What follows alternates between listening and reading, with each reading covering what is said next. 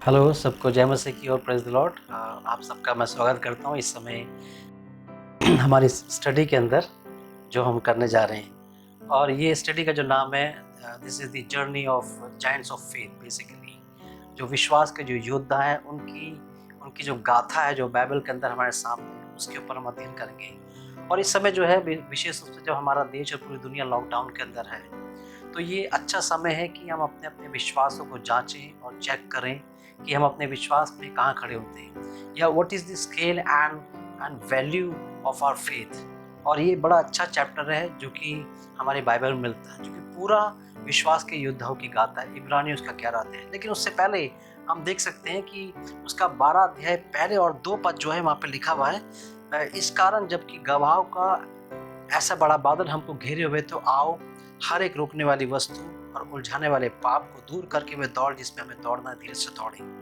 और विश्वास के कर्ता और सिद्ध करने वाले यीशु की ओर ताकते रहें, जिसने उस आनंद के लिए जो उसके आगे धरा था, लज्जा की कुछ चिंता ना करके क्रूस का दुख सहा और सिंहासन पर परमेश्वर के दाहिने जा बैठा।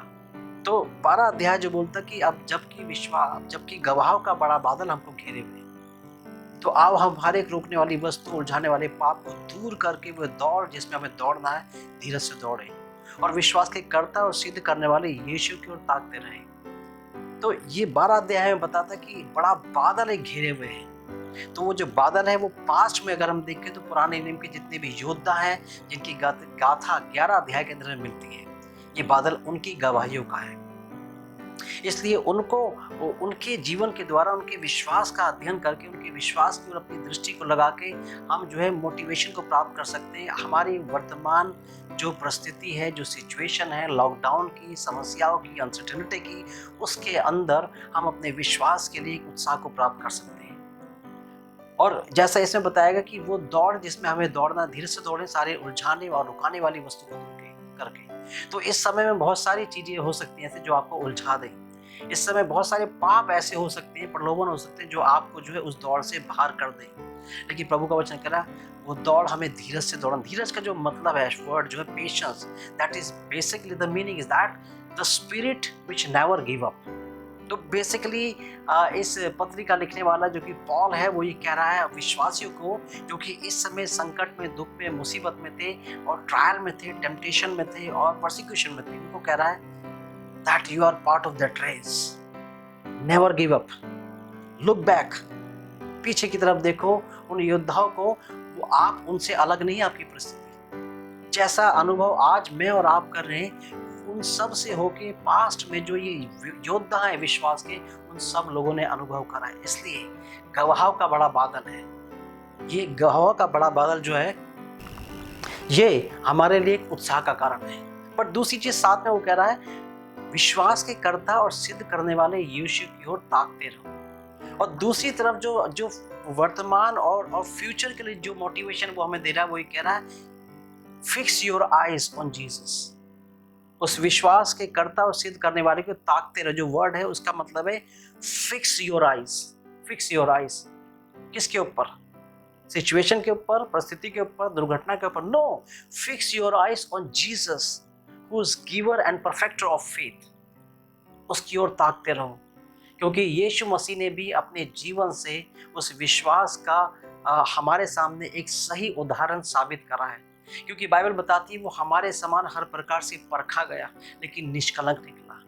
तो वर्तमान में और भविष्य की ओर जो है हम यीशु पे अपनी नजरें लगा के रखें, ताकि हम वो जरूरी उत्साह पाएं जो हमारे विश्वास को दृढ़ कर सकता है, मजबूत कर सकता है और हमें आगे लेके जा सकता है। सो इस नोट के संग हम शुरू करेंगे इस जर्नी को, the journey of giants of faith या the journey of heroes of faith. So please turn with me, if you have your Bible please turn with me, मेरे साथ आप निकाल लीजिए इब्रानियों उसका 11 अध्याय और उसका 4 पद। इब्रानियों उसका 11 अध्याय उसका 4 पद। इब्रानियों 11 अध्याय 4 पद जो है बेसिकली यहाँ पे हम देखते हैं कि ये जो है विश्वास के योद्धाओं की गाथा है। लेकिन पहले पद से मैं पढ़ूंगा जरूर। इब्रानियों 11 अध्याय पहले पद में लिखा, अब विश्वास आशा की वस्तुओं का निश्चय और अनदेखी वस्तुओं का प्रमाण है। अब विश्वास आशा की वस्तुओं का निश्चय और अनदेखी वस्तुओं का प्रमाण है।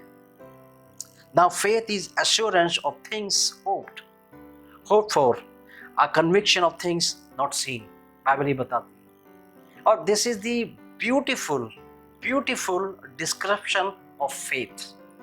ये बिल्कुल खूबसूरत और सटीक डिस्क्रिप्शन है, डेफिनेशन है फेथ की। व्हाट फेथ इज, विश्वास क्या है? अविश्वास आशा की वस्तुओं का निश्चय और अनदेखी वस्तुओं का प्रमाण है। क्योंकि इसी के विषय में प्राचीनों की अच्छी गवाही दी जाती है, जिसके विषय में हम लोग देखेंगे।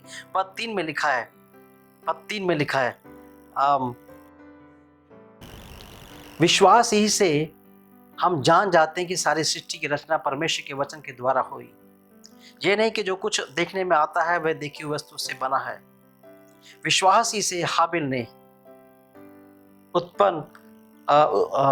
उत्तम बलिदान परमेश्वर के लिए चढ़ाया, और उसी के द्वारा उसके धर्मी होने की गवाही दी जाती है, गवाही दी जाती है कि वो धर्मी निकला। उसकी गवाही दी जाती है क्योंकि परमेश्वर ने उसकी भेंटों के विषय में गवाही दी, और उसी के द्वारा वह मरने पर भी अब तक बातें करता है। तो पहला पद जो है विश्वास की डेफिनेशन है, what faith is exactly, and you and me should understand what faith is. क्योंकि ये जरूरी है हमें जानना फेथ क्या है, क्योंकि जिस देश में हम रहते हैं वहां पे फेथ के लिए ये डेफिनेशन है कि आंखों देखा और कानों सुना विश्वास करना, that is the faith. But Bible is totally opposite of that faith. Bible कहती है विश्वास आशा की वस्तुओं का निश्चय और अनदेखी वस्तुओं का प्रमाण है। This is totally opposite of the standard of this world. क्योंकि इसलिए हमें विश्वास की डेफिनेशन जानना जरूरी है, क्योंकि हमारे देश के अंदर 99% लोग बिलीवर्स हैं।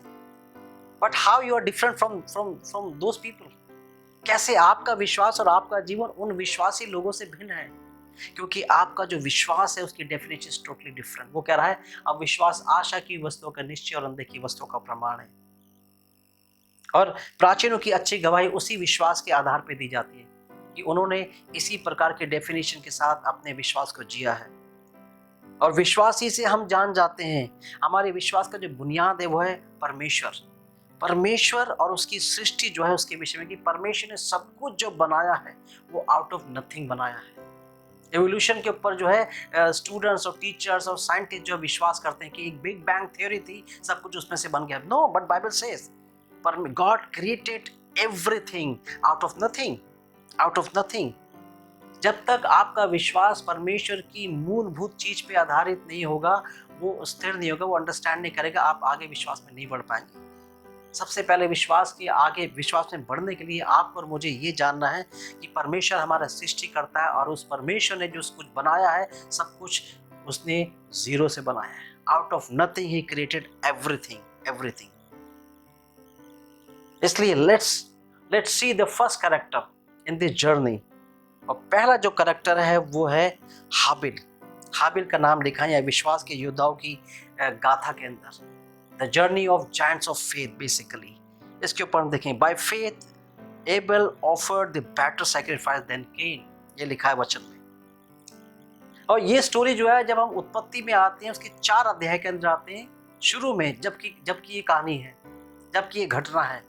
और ये वो समय है जब पूरे सृष्टि के ऊपर केवल 4 लोग थे, सिर्फ 4 लोग है ना। 2 उनके माता पिता थे, 1 नंबर और 2 नंबर, और तीसरे नंबर पे उसका भाई था बड़ा, और चौथे नंबर पे ये था।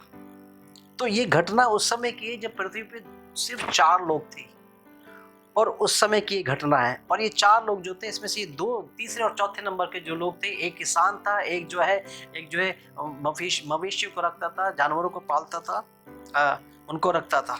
उसका इन दोनों का जो बिजनेस है, जो कार्य है, जो प्रोफेशन, टोटली डिफरेंट। और बाइबल बताती है जेनेसिस के अंदर, और बल्कि इस जगह भी, कि by faith Abel offered the better sacrifice than Cain. विश्वास के द्वारा हाबिल ने केन से उत्तम बलिदान चढ़ाया, बाइबल ये बताती है। और इस करैक्टर से, विश्वास के योद्धा के इस करैक्टर से जो हम कुछ पॉइंट जो हम देखने की कोशिश करें। पहली चीज by faith, a faith that offered a better sacrifice. ये हाबिल के विश्वास की गाथा है, और बाइबल कह रही है कि a faith that offered a better sacrifice, वो विश्वास जिसने एक उत्तम बलिदान चढ़ाया। उत्तम बलिदान चढ़ाया। और हम जेनेसिस के अंदर जब हम जाते हैं 4 अध्याय के अंदर, वहाँ पे लिखा है कि दोनों जो है परमेश्वर के पास आए और केन जो है कुछ अपनी फसल में से जो है भेंट प्रभु के लिए लेके आया, उसने सैक्रिफाइस चढ़ाया। और हाबिल जो है अपने पशुओं में से कुछ पहलौठे और उनको भेंट चढ़ाया, और उनकी जो फैट पार्ट था उसको भेंट चढ़ाया, उसको भेंट चढ़ाया। बट बाइबल हमें ये कह रही है कि हाबिल का जो बलिदान था वो केन से बेटर था। किसके अकॉर्डिंग? हाँ, according to whom Abel sacrifice was better. किसके अनुसार हाबिल का जो है सैक्रिफाइस जो है उत्तम था? किसके अनुसार? It was God himself who declared in his scripture, in his word, that the sacrifice of Abel was better. God himself declaring is it in his word. परमेश्वर स्वयं इस बात की घोषणा कर रहा है अपने वचन के अंदर कि जो हाबिल का सैक्रिफाइस था वो बेटर था। It was God who pleased by the sacrifice of Abel. God जो है डिक्लेयर कर रहा है, नॉट ओनली डिक्लेयरिंग बट वो क्या कह रहा है, वो इसका मतलब ये कि परमेश्वर जो है उसके बलिदान से प्लीज्ड है, वो प्रसन्न है, वो उससे प्रसन्न हुआ, उसकी भेंट से, उसकी ऑफरिंग से। It was God who was not please with the sacrifice of Cain, है ना। बेटर, जब हम बात करें कि according to whom Abel sacrifice was better, तो मैं कह रहा हूँ पहली चीज, God himself is declaring that the sacrifice of Abel is better compare with Cain की कंपैरिजन में। ये हाबिल ने कंपेयर नहीं करा है, हाबिल का तो कुछ भी नहीं मिलता यहाँ पे, है ना। और यहाँ पे लिखा है कि इसका मतलब ये कि परमेश्वर एक की भेंट से प्रसन्न है, दूसरे की भेंट से प्रसन्न नहीं हुआ, अर्थात केन की भेंट से उसने प्रसन्न नहीं हुआ, क्योंकि it was not better, it was not good. It was God who decided this, है ना। जब हम भेंट चढ़ाते तो मैं डिसाइड नहीं करूंगा कि मेरी भेंट अच्छी है। It was God who decide, he is free, है ना, he is free to take his decision. परमेश्वर को स्वतंत्रता है अपने निर्णय लेने के लिए, उसको आपके परमिशन की जरूरत नहीं है। But we need to understand this word better. What is the meaning of better? It was not better because of quantity. याद रखिए, ये बेटर इसलिए नहीं था कि इसकी क्वांटिटी कितनी थी। It was not better because of it was so big, है ना। It was not better because it was costlier, ये ज्यादा महंगा था इसलिए बेटर नहीं है। बेटर शब्द के ऊपर मैं बात कर रहा हूँ कि बेटर का मीन्स व्हाट, ये इसलिए उत्तम नहीं था कि ये जो है इसकी क्वांटिटी कितनी थी, हाँ, ये कितना बड़ा था या कितना मूल्यवान था, कितना कॉस्टलियर था। ये बेसिस नहीं है बेटर का, ये बेसिस नहीं है उसकी जो भेंट है उसके उत्तम होने का। It was not size, it was not cost, it was not amount that counts to be better offering. याद रखिए कि आप जो भेंट प्रभु को चढ़ा रहे हैं वो उसकी मूल्य कितने महंगा है, वो कितना कॉस्टली है, कितना ज़्यादा है, ये इस बात पे डिपेंड नहीं करता कि परमेश्वर डिक्लेयर करे this is better and this not better when we offer our sacrifices to God. Remember this. The better word we can be also translate, हम दूसरे शब्दों में इसका अनुवाद कर सकते हैं, मोर इम्पॉर्टेंट और मोर अप्रोप्रिएट और मोर एक्सेप्टेबल। इसका मतलब ये हुआ, जब बेटर शब्द है तो इसका मतलब हुआ कि more important than compare with the Cain's of offering, more appropriate, ज़्यादा उचित था, उत्तम था, ज़्यादा मूल्यवान, ज़्यादा विशेष था, मोर एक्सेप्टेबल, परमेश्वर को ज़्यादा ग्रहण योग्य था। Better word refer here basically quality, not quantity. Quality, and quality can be little also, you know, quality can be little also. और आपके पास मैक्सिमम हो सकता है, क्वांटिटी बहुत हो सकती है, लेकिन क्वालिटी उसमें नहीं तो उसका कोई मतलब मूल्य नहीं है। ये better word describe the quality of his offering, quality of his offering. क्या, किस चीज ने हाबिल की भेंट को एक्सेप्टेबल बनाया, किस चीज ने हाबिल की भेंट को जो है मोर अप्रोप्रिएट बनाया? The answer is in Hebrew chapter 11 verse 4। Three times basically it repeated, है ना, 3 बारी जो है रिपीटेशन हम देखते हैं वर्स 4 में। By faith, Abel offered unto God a more excellent sacrifice than Cain, through which he had witness borne to him that he was righteous, God bearing witness in respect of his gifts, and through it he being dead yet speaketh.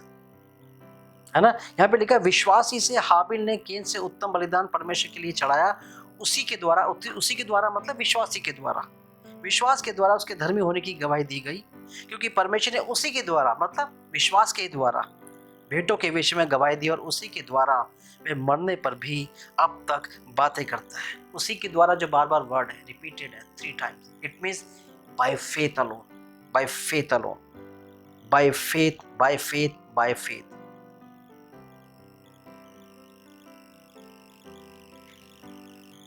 Faith के द्वारा जो है basically it is our response, our faith on Jesus is our response that Jesus reveal himself through his word. जब परमेश्वर ने अपने वचन में अपने आप को प्रदर्शित करा तो हम उस पर विश्वास करते हैं, वो हमारी प्रतिक्रिया है।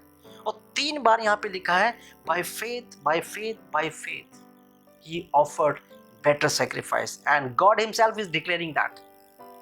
ओके, सो पहली चीज हमने देखी है कि a faith that offered a better sacrifice, वो विश्वास जो उत्तम बलिदान चढ़ाता है। दूसरा पॉइंट यहाँ पे देखते हैं, the reward of Abel's faith, हाबिल के विश्वास का जो रिवॉर्ड है, we can see that also. This is the basic difference between 2 brothers from God, word and man, परमेश्वर की ओर से, वचन की ओर से और मनुष्य की ओर से। Basically this is the reward, we will see the reward of his sacrifice. हाबिल के बलिदान का जो रिवॉर्ड है हम उसको देखते हैं। पहली चीज परमेश्वर की तरफ से, परमेश्वर himself is commended his faith, परमेश्वर स्वयं उसके विश्वास की प्रशंसा कर रहा है। 4 पद में लिखा है, परमेश्वर 4 पद में खुद विश्वासी से हाबिल ने केन से उत्तम बलिदान परमेश्वर के लिए चढ़ाया, और उसी के द्वारा धर्मी होने की गवाही दी जाती है, क्योंकि परमेश्वर ने उसकी भेंटों के विषय में गवाही दी। गॉड हिमसेल्फ इज डिक्लेयरिंग, परमेश्वर स्वयं उसके विश्वास की प्रशंसा कर रहा है। दैट इज द रिवॉर्ड, है ना। और बाइबल में लिखा है और भी जगह हाबिल के विषय में, अगर मत्ती उसका 23 अध्याय 35 पद में देखेंगे तो यीशु मसीह स्वयं डिक्लेयर कर रहा है, राइचस एबल, धर्मी हाबिल को धर्मी करके यीशु मसीह जो है शब्द यूज कर रहा है वहां पे, है राइचस। बेसिकली जो उसको जो रिवॉर्ड मिल रहा है वो है that he is righteous. God himself is, परमेश्वर स्वयं उसकी प्रशंसा कर रहा है, उसको धर्मी कराया गया, परमेश्वर ने खुद उसको धर्मी कहा, यीशु मसीह ने उसे धर्मी कहा। और अगर हम पहला यूहन्ना 3 अध्याय 12 पद में देखें तो यूहन्ना भी उसको राइचस कहला रहा है, धर्मी कह रहा है। This is kind of reward, he called righteous. परमेश्वर ने उसकी प्रशंसा करी, है ना, वो धर्मी कहलाया। ये रिवॉर्ड के ऊपर हम बात करें। और तीसरी चीज, लेकिन उसके भाई ने क्या प्रतिक्रिया जाहिर करी उसके विश्वास की? What was the response of his brother towards his faith of Abel? हम देखते हैं उसका भाई जो केन था उसकी प्रतिक्रिया क्या थी उसके विश्वास के प्रति। परमेश्वर की प्रतिक्रिया, परमेश्वर ने उसकी प्रशंसा करी, वो धर्मी कहलाया, यीशु मसीह ने धर्मी कहलाया, उसको बोला, परमेश्वर के वचन में उसमें धर्मी कहलाया गया पत्र, है ना, और यूहन्ना ने उसे धर्मी ठहराया। लेकिन तीसरी चीज हम देख रहे हैं दूसरे पॉइंट के अंदर उसके रिवॉर्ड में, कि उसके भाई का रिस्पॉन्स क्या था उसके फेथ के प्रति। उसके भाई का रिस्पॉन्स था ही वॉज जेलिस, उसे जलन हुई क्योंकि उसकी भेंट को स्वीकार नहीं करा गया। उसके भाई का रिस्पॉन्स था he got angry, may be on his brother and his sacrifices, but mainly he got angry on God, क्योंकि गॉड इज डिक्लेयरिंग, परमेश्वर डिसाइड कर रहा है कि किसकी भेंट उत्तम है और किसकी नहीं है। ही गॉट एंग्री, वो गुस्सा हो गया। एंड तीसरी चीज, ही मर्डर्ड हिम, उसने उसकी हत्या भी कर दी।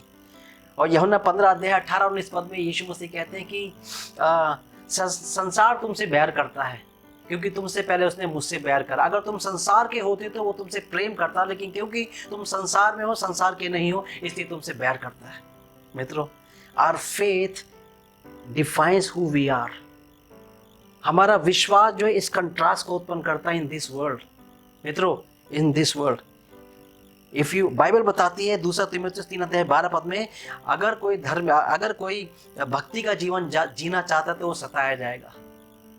अगर आप भक्ति का जीवन जीना चाहते हैं तो सताए जाओगे, फेथ तो परखा जाएगा, है ना। अ faith which is not tested, that is not faith at all. मैं ये कहता हूं है ना। और बाइबल कहती है 1 यूहन्ना 3:12 के अंदर केन के विषय में क्या कहती है?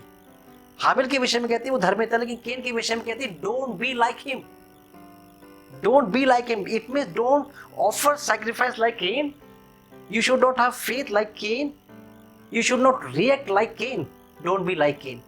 पर बाइबल कहती है look the faith of Abel, हाबिल के विश्वास को देखो, वो धर्मी कहलाया। तो इससे हम एक और टीचिंग ले सकते हैं, अगर आपका विश्वास परमेश्वर पे ईमानदारी से सच्चा है तो सताव तो होगा, कठिनाई होगी, दुख होगा, मुसीबत होगी, मे भी शायद आपको मरना भी पड़े। हाबिल मर गया। तीसरी चीज के अंदर हम देखते हैं फेथ दैट कंटिन्यू स्पीक्स, विश्वास जो लगातार बातें करता है। 4 पद में लिखा है अंतिम लाइन में, और उसी के द्वारा था विश्वास के द्वारा वह मरने पर भी अब तक बातें करता है। एक बड़ी रुचिकर चीज पता है इसमें क्या है? One interesting thing, the fact in this section, you know, we don't see anywhere in the Bible that Abel is speaking. He is a man of without word, speechless man। उसका एक भी शब्द नहीं है कहीं पे भी बाइबल के अंदर, यू नो। बट बाइबल क्या कह रही है 4 पद के अंदर 11 देखिए कि आज तक वो बातें करता है। जब शारीरिक रूप से जीवित था उसने बात नहीं करी, एक शब्द नहीं है उसका कहीं पे भी। He is a man of without words, speechless man, no words। But now Bible कह रही है, डिक्लेयर करे कि still he is speaking। Habil was the man of without word, even not a single word we see in the Bible। Bible में एक शब्द भी उसका नहीं देखते। But Bible is declaring he speak today, even still he speak today continuously। और genesis 4:10 में लिखा है his blood speak और ask for God's justice। Bible कहती है कि वो मरने के बाद बातें कर रहा है कि ब्लड, यीशु मसीह कह रहा है देख तेरे भाई का लहू पुकार रहा है न्याय के लिए। He speaks after his death। Because of his faith, we are learning today, and I believe that his faith is teaching you and me today। आज वो मुझे और आपको बता रहा है कि कैसा हमारा विश्वास होना चाहिए, हमें किस प्रकार का सैक्रिफाइस प्रभु को अर्पित करना चाहिए, किस प्रकार का sacrifice he expects from you and me। Bible हमें बताती है एक राइचस व्यक्ति क्या होता है, विश्वास के द्वारा धर्मी जन जीवित रहेगा। Still he speaks, आज भी वो हमसे और आपसे बातें कर रहा है। What he is saying today, how you and I need to live as a faithful man and woman। कैसे मैं और आप एक विश्वास के योद्धा के रूप में जीवन जी सकते हैं। और मैं हमेशा ही सोचता हूँ कि अगर काश परमेश्वर एक बार फिर से इस विश्वास के योद्धाओं का एक नया चैप्टर लिखे, तो मैं अपने आप से पूछता हूँ क्या मेरा नाम उसमें शामिल होगा, क्या आपका नाम उसमें शामिल होगा? Can you expect that God will add your name, new chapter of faith heroes? क्या आप एक्सपेक्ट कर सकते हैं कि परमेश्वर आपका नाम उसमें लिखेगा? Speak, still he is speaking। आज भी वो जो है लोगों से बातें करता है, मुझसे और आपसे बातें कर रहा है। What a wonderful testimony it is, what a wonderful faith it is, who offered the better sacrifice, है ना? What a wonderful faith it is, the reward of his faith, God is appreciating him। Bible and Jesus himself declaring he is righteous, and but because of his faith he had anger he faced from his brother। वो अपने भाई का उसने गुस्सा, जलन, नफरत भी उसने सही और अनटाइमली उसे मरना भी पड़ा। Are you ready to go through all trials and pain because of your faith? विश्वास तो परखा जाएगा। अगर कोई धर्मी जीवन जीना चाहता है वो सताया जाएगा। बाइबल कहते हैं, यीशु मसीह कहते हैं तुमसे पहले उन्होंने मुझे सताया। अगर तुम संसार के होते तो तुमसे प्यार करते, क्योंकि तुम संसार के नहीं हो इसलिए तुमसे नफरत करते हैं। तो अगर आपका विश्वास प्रभु यीशु मसीह पे मजबूत है, ईमानदारी का है, जो डेफिनेशन दी है मैंने, पहला पद जो बताता है विश्वास आशा की वस्तु का निश्चय, अंधे की वस्तु का प्रमाण है। तो मित्रों याद रखिए, शायद आपको भी फेस करने पड़े बहुत सारी चुनौतियाँ, बहुत सारे चैलेंजेस, बहुत सारा दुख, लेकिन रिवॉर्ड जो है परमेश्वर की ओर से हमें मिलता है। और मेरे को भी याद है ग्रैहम स्टेन, कई साल पहले जो है उनकी डेथ हो गई, मारे गए वो, लेकिन still his life speaks so many people.